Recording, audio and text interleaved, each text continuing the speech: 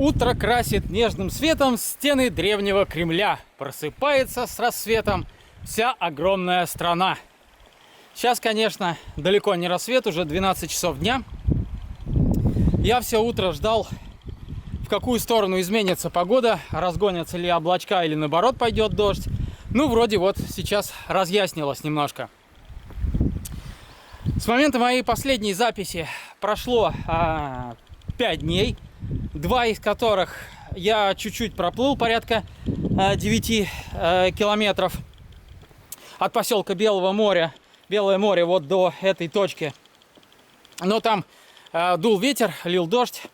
В общем, было не очень кайфово идти. Потом 3 дня сидел вот на этом прекрасном лагере. Опять-таки из-за непогоды. Лагерь, надо сказать, очень удобный. Здесь вот есть все необходимое. И было очень даже комфортно пережидать непогоду. Но, в конце концов, 5 дней это огромный срок для меня. Я и 2 дня не могу усидеть на одном месте. Поэтому решил все-таки сниматься с лагеря и двигаться дальше. Сегодня в планах дойти до поселка Зеленоборский. Это порядка, по прямой 9 километров, а по, соответственно, морю получится километров 12, может быть 15. Последний взгляд на панораму моего лагеря и бухточку. И спускаем судно на воду. Отправляемся в путь. Да, еще забыл сказать, что пока я находился вот на этом лагере 3 дня, я сходил на затерянное в лесу озеро небольшое. Карго-озеро, по-моему, называется. Вот. И попробовал там порыбачить. Но, к сожалению, ни одной поклевки даже не случилось. Может быть, потому что у берега слишком мелко, и до глубины у меня не получилось добросить спиннинг без лодки. Вот, соответственно, это все, пожалуй. Отправляемся дальше. Отходить в обеденное время удобно тем, что начинается как раз прилив. И я уже смогу прямо вот отсюда отчалить непосредственно в море. Буквально еще полчаса назад вода была вот у того мыса. И здесь была суша.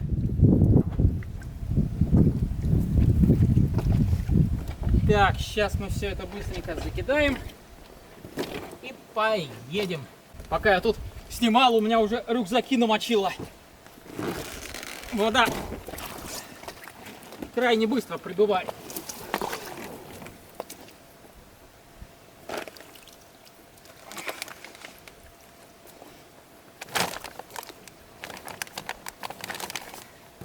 Но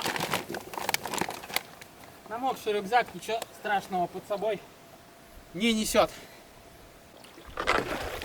Отдать концы по местам, стоять.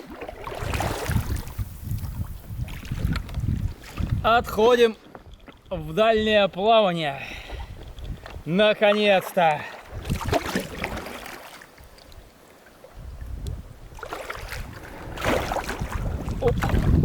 Мелковато. Вон, смотрите, какой прямо по курсу каменюка правильной формы, да? Как будто реально его человек обточил. Но нет, это сделала природа. Почти правильные геометрические фигуры, однако.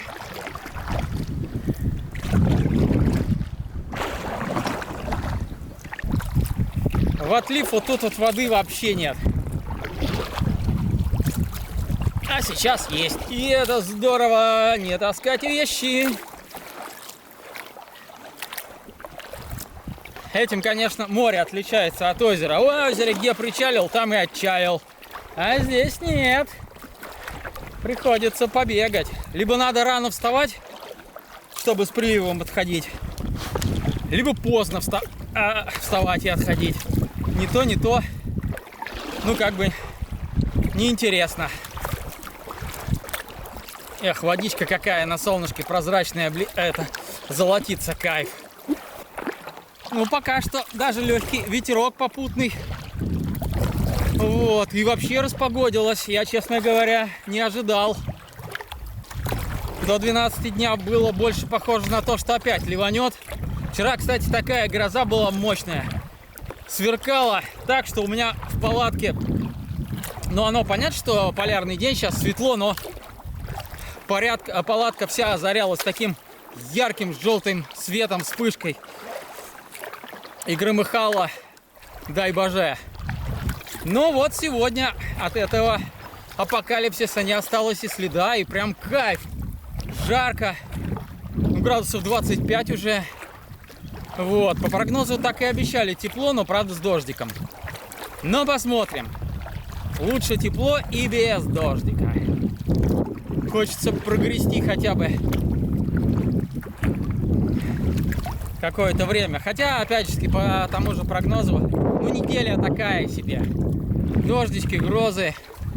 Вот. А послезавтра уже похолодание. Что-то до 18, 16, 15 опять там. Ой. Видимо, погода отыгрывается на мне за май.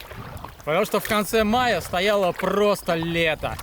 И самое интересное, что на Кольском полуострове, рядом с Северным Ледовитым. А здесь вот уже почти что в Карелии, ну это еще Мурманская область, но значительно южнее погода, наоборот, испортилась.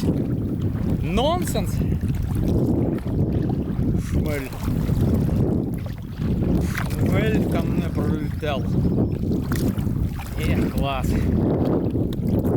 Все-таки как же кайфово грести-то, а? Вот не люблю сидеть на берегу, вообще ни разу не люблю. Скучно, нечем себя занять, ходишь. Ну, понятно, что можно полицезреть, помедитировать, красоты вокруг, но все равно не сутками же напролет. А вот когда идешь по морю, по водоему, там по-любому гребешь, картинка постоянно меняется, солнышко светит. Вот это вот настоящий кайф. Короче, не описать словами, ребзи, это надо вот, этим надо жить, и этим надо заниматься. Слова тут эмоции не передадут. Эх, когда ветра нету, можно к берегу не жаться, идти мористее, по просторам, по водной глади, не боясь то, что тебя вон туда, вон в открытое море утащит волной и ветром. Кстати, вот я сейчас южнее иду, и в принципе, да, южнее вот погода лучше значительно. Ну, я посмотрел в Чупе, да, вот сейчас 25, ну, точнее, даже вчера было 25, а здесь было 16. Ну, до Чупы еще далеко, конечно. Вот если сейчас крутануться, а заодно и бережок посмотрим. Вот то, что впереди, да, там редкие белые облачка. И вот то, что сзади. Вот там, ну, на фоне гор, там все затянуто облаками, и они уже такие более синенькие. То есть более дождливая и холодная обстановка. А впереди как-то порадостнее. Эх, 5 дней ничего не снимал. Эх, сейчас наснимаю гигабайты. Потом это все сиди, монтируй, блин. Вон на мысу какой-то старый разбомбленный маяк. Надо, наверное, зачалиться, посмотреть, что он из себя представляет. Правда, меня тут снесло течением уже к этому, к берегу крутому. Но сейчас подойдем. Так, ну вот нашел тихое местечко для чалки. И сейчас быстренько сходим мы с вами к этому маяку. Оп-оп-оп-оп-оп. Интересная лесенка. Функциональная еще.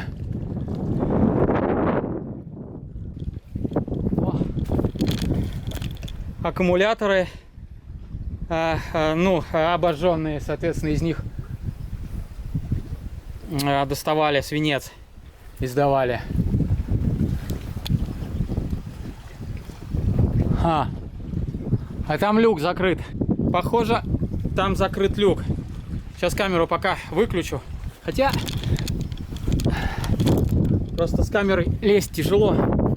Лестница вроде более-менее прочная.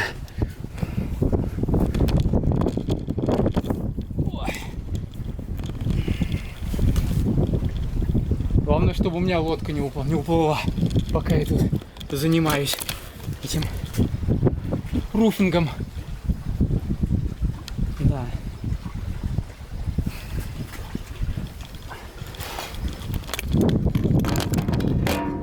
Так, ну вот, мы с вами крышку открыли. И можно будет вылезти. Опа! Надеюсь, тут ничего не прогнило. Надо держаться. Вот такая вот панорама открывается отсюда. Мы на вершине. Осталось войти внутрь и посмотреть, что там. Ну, а тут ничего, естественно, потому что здесь должен был стоять лампа, ну, которую давно уже отсюда абандонили.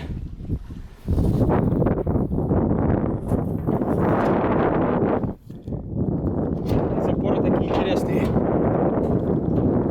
Ну, в принципе, все, наверное, надо спускаться к лодке. Сейчас обойду кругом. Вот, соответственно, окошечко для лампы. Ну все, спуск. Пока лодка не ушла. Оп. Оп. Оп. Оп. Оп.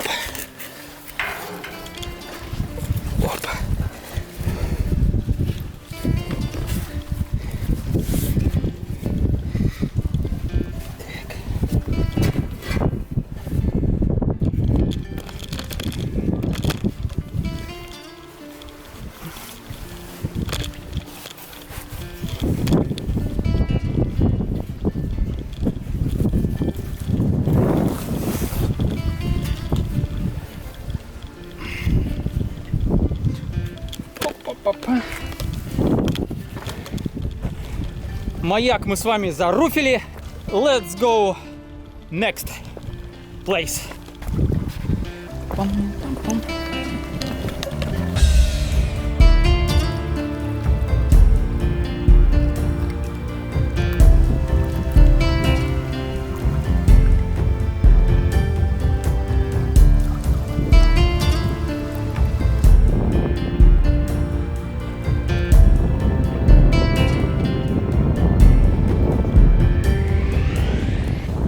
С развитием техники, появлением GPS, маяки, в принципе, свой век отслужили, и больше надобности в них особо нету. Здесь, кстати, вот глубоко. Можно даже попробовать спиннинг покидать. Сейчас, наверное, несколько бросочков все-таки сделаю. Подмывает бросить. Потому что место вроде такое хорошее. Глубина должна быть приличная. Сейчас мы приманку нацепим. И попробуем, пока ветра нет. Что-то нет рыбы. Вообще не понимаю, что происходит. Смотрите, какая вкусненькая, красненькая рыбка с блесками у меня есть. Почему-то треска не хочет ее есть. Странно, вроде тут и глубина нормальная, и место нормальное.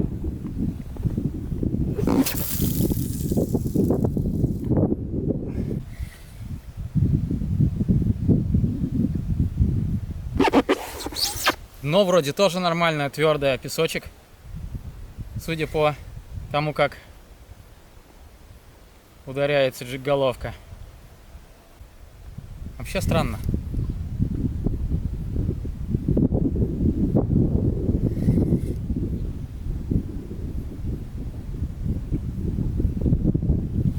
Или же здесь все-таки мелко.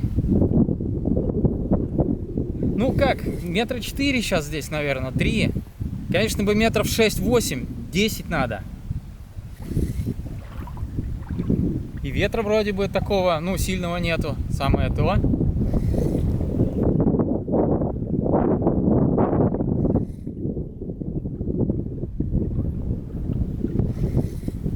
Непонятно, куда меня там несет, на какой-то остров. Ладно. Попытка зачтена. двигаемся дальше. Иначе можно весь день тут прокидать и никуда не продвинуться вперед. Вечерком еще попробуем. Ну или где-нибудь еще по ходу пьесы.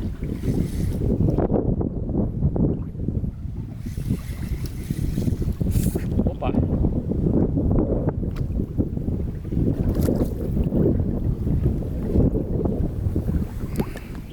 Плохо то, что приходится каждый раз приманку снимать и одевать, потому что, ну, во-первых, можно лодку проколоть, это вообще будет край. Ну, а как минимум, минимальные потери, это если ее крепить прям с приманкой вот туда вот на рюкзак, то у меня же там герма. Герме много не надо, острый крючок ее прошьет и все. И она станет уже не герма, а это мне не нужно. Так что... Кстати, пока я сидел тут на последнем лагере, вот эти вот 3 дня пережидал непогоду, было время подумать, и я поймал себя на мысли, что участвую в каком-то марафоне, как пел Шнур. Вот, какой-то у меня спортивный поход получается прям с самого начала, с Африканды, когда я вот боролся с этой ледяным пленом, потом таскал байдарку по болотам между озерами, потом, значит, сплавлялся по порогам реки Большой. Опа-на, видели, да, морской котик? Сзади плеснулся или белуха, кит. Ну, скорее всего, котик, потому что не очень большой. Не знаю, было видно, не было. Вот, я на самом деле уже 2-й раз вот сейчас вот увидел, до этого тоже. У меня там на стоянке он всплывал, голову показывал, наблюдал, кто это там на берегу тусуется, за мной наблюдал. Вот. Морские котики, и здесь их называют морскими зайцами из-за их пугливости. Вон башка его высунулась.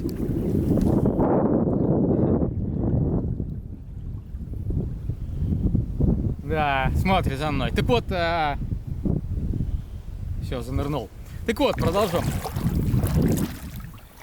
И вот этот весь спорт, я понял, что я приехал-то отдыхать, а не галопом по Европам нестись, уставать и как бы не видеть ничего, не концентрироваться ни на чем. Поэтому первоначальный свой маршрут, который вот планировался, сейчас я вот до Зеленоборского иду, и там вот как раз была развилка логическая. Идти дальше по морю в сторону там Чупы, Гридина, там Кими, может быть, еще какие-то озера небольшие зайти. Либо круто повернуть в сторону там финской границы и уйти в Кумское водохранилище, в Пя-озеро и в Топ-озеро. Так вот, 2-й вариант, он очень затяжной. Я все-таки его посмотрел внимательно. Во-первых, там также пойдут волоки. Во-вторых, Кумское водохранилище, оно огроменное. Эти огроменные просторы, их грести, не перегрести. Соответственно, потом выход в море будет очень сложный. Либо через Кем-реку, либо через... какая же там река-то? Каянда, что ли, или что-то такое, не помню сейчас точно, но не суть. Обе порожистые и обе очень длинные. По сравнению с большой, которая была короткая, те очень длинные. Если пороги будут там 3 и больше, то, соответственно, опять-таки носить и не переносить. И волоки, и расстояния огромные. В общем, у меня получится спорт. Я не буду концентрироваться на отдыхе, не буду ничего замечать, не буду ловить рыбу, буду только грести, нести, вот, и превозмогать. Понял, что мне это не надо. Поэтому в Кумское я не пойду, а пойду дальше по морю, вдоль южного берега. Пройду всю Карелию. А пока у меня ориентир это Чупа. Вот, оттуда очень хорошо и уехать, и вокруг там места красивые можно походить. Ну, в крайнем случае, можно пройти дальше, до Гридина, до Кеми, оттуда уехать, либо обратно вернуться. В общем, это уже решу на месте. Главное, что стратегическое решение принято идти в море. Вот. Ну что там? Котик плывет за нами.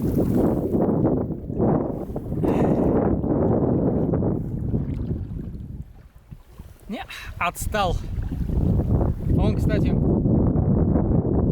на том берегу таких же 2 старых маяка. И здесь, кстати, вон они, буи, если видно. Морской ход отмечен в Кандалакшу, видимо. Где глубины позволяющие пройти к большим судам. А морского котика мы еще увидим. Я думаю, что даже мы кита увидим, белуху. Обязательно. Я еще сниму, по крайней мере, в предыдущих походах я их видел и даже заснимал. Так что, думаю, и в этот раз тоже повезет. А между тем, друзья, прошло уже 2 часа с момента того, как я покинул лагерь. Пришло время чуть-чуть размять ноги, отдохнуть, осмотреться и свериться с картой. С картой сверимся прямо сейчас. Опа! Итак, от мыса Поднаволок, возле которого был мой лагерь, я к этому моменту прошел 5,5 километров. Ну, еще столько же, еще 2 часа. Ну, сейчас минут 10-15 отдохну и, в принципе, дальше двинемся в путь.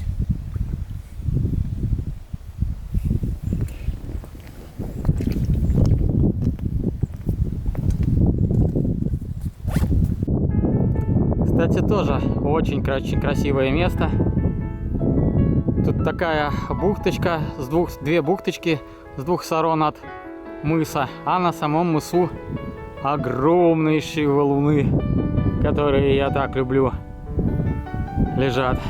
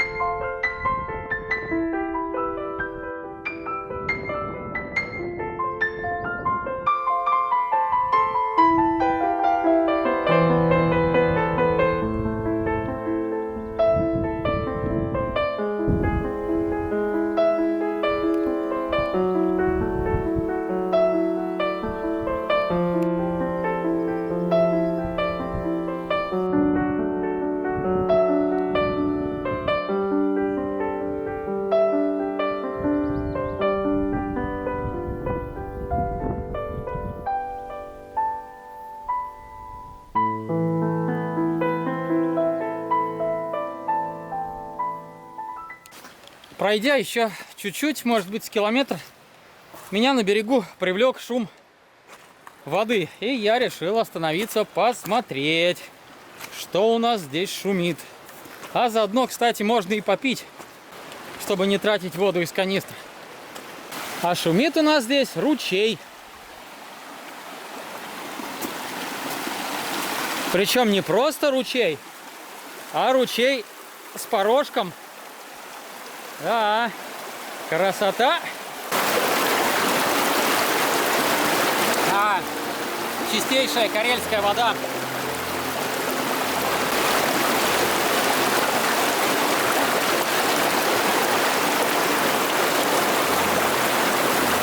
О, класс. Тут, кстати, тоже огромные валуны. Все, как я люблю.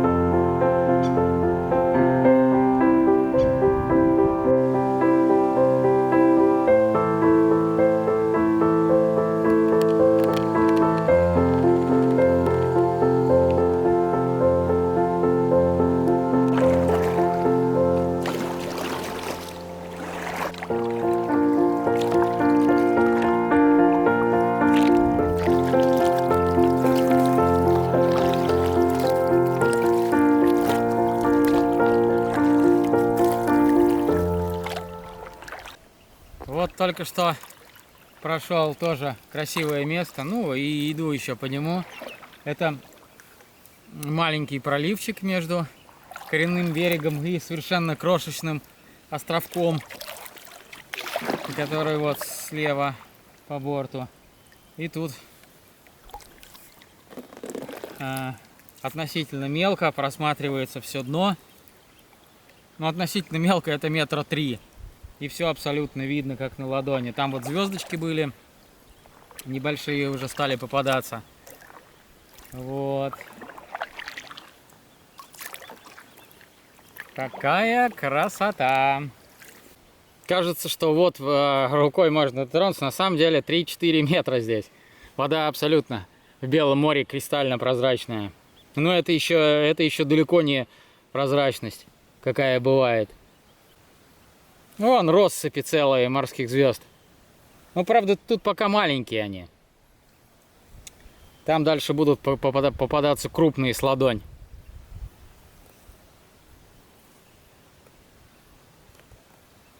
Вон покрупнее уже. А вон уже на камешке такая крупненькая. В общем, здесь у них прямо ореол обитания какой-то. Вот прямо по курсу показался, насколько я понимаю, остров Капша. И вот напротив него, на коренном береге, где-то надо будет подыскивать местечко для лагеря. Вечереет уже, время 6, нет, почти 5 часов вечера. Жара, кстати, стоит такая. А вот прямо по курсу показался остров Капша. Если я ничего не путаю. Но это должен быть он по расстоянию. Я недавно сверялся с картой. И вот напротив него, на коренном берегу, надо будет искать место для лагеря. Там должен быть ручей. А вот возле него, рядом с пресненькой водичкой, нужно будет найти местечко. А меж тем, под вечер стало очень жарко. Я даже разделся, и мне все равно жарко. Хочется снять вообще весь гидрокостюм и плыть голышом. Ну, это, наверное, будет как-то не очень удобно и безопасно все-таки, но поэтому хотя бы наполовину. Сейчас 5 часов вечера, однако, ну, по ощущениям 27-28. Ветра уже абсолютно нет, полный штиль. Вот такое редко море бывает. Просто абсолютная практически гладь. И, собственно, классно, что я могу сказать. Вот такая погода мне нравится. Сзади остался архипелаг маленьких островочков. И вот еще слева по борту. А впереди уже открытое Белое море. Кандалашский залив все время расширяется. И левый Кольский берег от меня отдаляется. Вот это вот последние 2 островка. Ну и там вот еще на горизонте, но это уже не острова, это луды, каменные луды скорее. Ну просто останцы. Хотя, может быть, и острова. Ну вот дальше уже на горизонте островов не видно. Уже открытое море. Да. А меж тем вот где-то из-под этих гор я вышел в Кандалашский залив. И к этому моменту вот его полностью обогнул, придя с северного берега на южный. Так, ну в принципе я нашел более-менее подходящее местечко для лагеря. Я уже сходил, посмотрел. Сейчас давайте покажу вам, посмотрим вместе. Соответственно, прям сразу на берегу далеко ходить не надо. Для костра местечко. Здесь вот хорошая такая поляночка, камешки. Дощечка. Здесь можно поставить лавочку, будет организовать с видом хорошим. Вот сразу море. Вот, таскать далеко не надо, отлив такой относительно небольшой будет и пологий. Но единственное, что вот места для палатки здесь как такового, ну вот ровного нету. С другой стороны, можно вот чуть-чуть вот в сторонке вот здесь вот поставить между вот этими сосенками. Более-менее, в принципе. Вот здесь недалеко. Но если уж совсем не подойдет, то вот там вот на холме, вот там вот, если подняться, то там целая полка. Высокая, более-менее ровная. Ну, туда таскать придется вещи, а что-то мне влом. Если завтра погода будет хорошая, тогда одну ночь вполне я перекантуюсь здесь. Ну, сон, он занимает мало времени. Зато для вот посиделок у костра классное место и для приготовления пищи и отдыха. Вот. Если погода будет хорошая, то, соответственно, я все равно завтра продолжу путь. А если будет плохая, просто перееду чуть-чуть вот на ту полку в сторонку и все. Так что я думаю, что надо оставаться. Тем более здесь вот открытое такое место, и солнышко прям будет светить на меня весь вечер. И все утро, кстати, тоже выйдет вот с той стороны и будет меня греть. Так что все здорово. Единственное, что меня, конечно, беспокоит, это то, что не ловится рыба. А должна. Ну, сейчас вот я разгружу байдарку и, наверное, отплыву. Еще сделаю последнюю попыточку и покидаю спиннинг. Вдруг все-таки на ужин что-нибудь поймается. Ну, а нет, так нет. До ужина еще час у меня есть, а где-то часов 6-7 ужинаю где-то. Самое такое оптимальное время для меня получается. Так что еще хватит время. Полчасика порыбалю. Если нет, то значит кашка. Меня часто просят показывать элементы быта. Я это хоть и не особо люблю, но навстречу, как говорится, трудящимся идти надо. Поэтому вот стандартный ужин.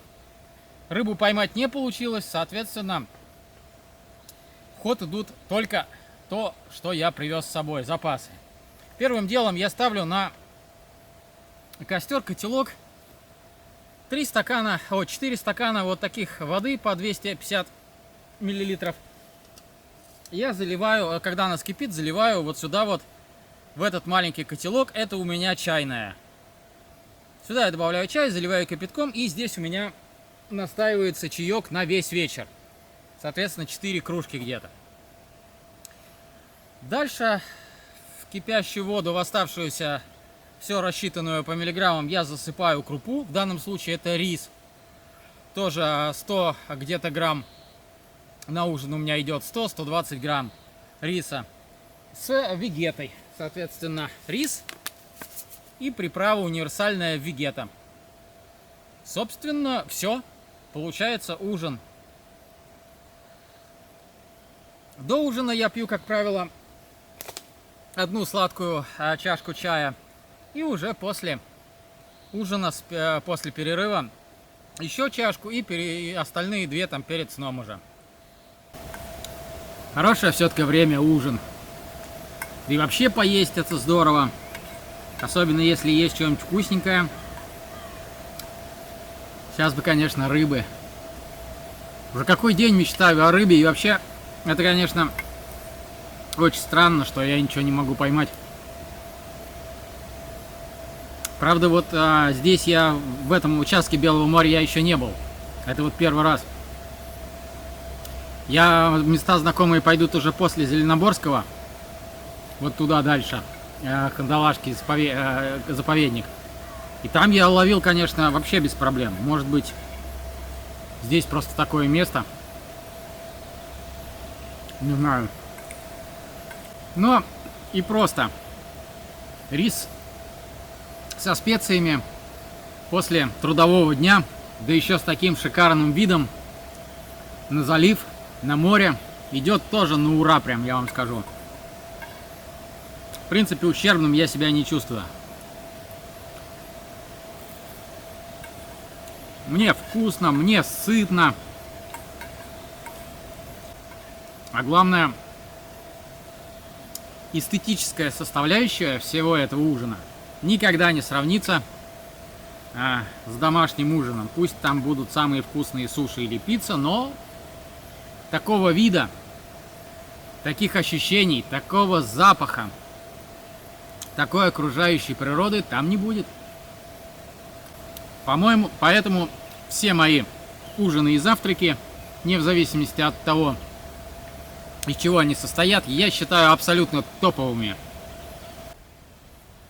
Только я устроился, поужинал, как небо затянуло синими тучами и загрохотало. На той стороне залива, ну еще там, может быть, километра через 3-4 отсюда уже вовсю поливает дождик. Но мне, в принципе, это уже не страшно, поскольку я наелся, палатка у меня стоит, вещи убраны. И, в принципе, я готов встретить непогоду во всеоружии. Главное, чтобы она к завтрашнему дню прошла. В Глобусе перед поездкой купил Дету и не посмотрел, взял для одежды. В итоге она очень токсичная, а я вообще не люблю эти все средства, я практически ими вообще не пользуюсь, но только вот в крайнем случае, когда прям, ну совсем заедают, уже глаза выедают, и нос там забивается, и все остальное от мошкары. Так вот, попробовал попрыскать на одежду, эффекта нет, так что это фигня. Вот, из личного опыта могу сказать, что это для одежды это лажа. Вот, так что у меня есть еще другое средство такой желтенькой упаковки с птичкой. Вот оно действенное. Оно на кожу прыскается, 4 часа у него защита. И в принципе реально вот 4 часа не кусают. И не разъедает кожу. Запах приятный. Но опять-таки все равно в крайнем случае. Только в крайнем. Так я обычно предпочитаю терпеть. Пусть покусывают, но не травиться этой всякой химией.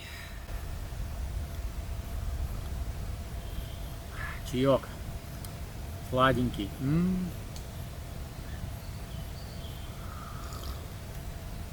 Конфетку бы еще, точнее шоколадку. Или на худой конец бараночку бы. Но, увы. Там, в 3-4-месячный поход с собой не дотащишь ништяков. Самое необходимое это и то не упрешь. Заход в магазины здесь довольно и проблематичен.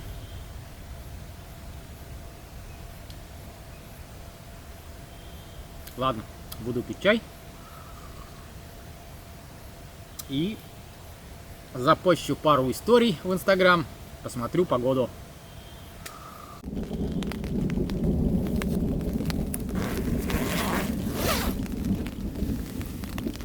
А дождик все-таки пошел. Опять сверкают молнии, гремит гром. В общем, водные процедуры. Хорошо, что я уже в палатке, в тепле, сытый, с чаем. Будем отдыхать.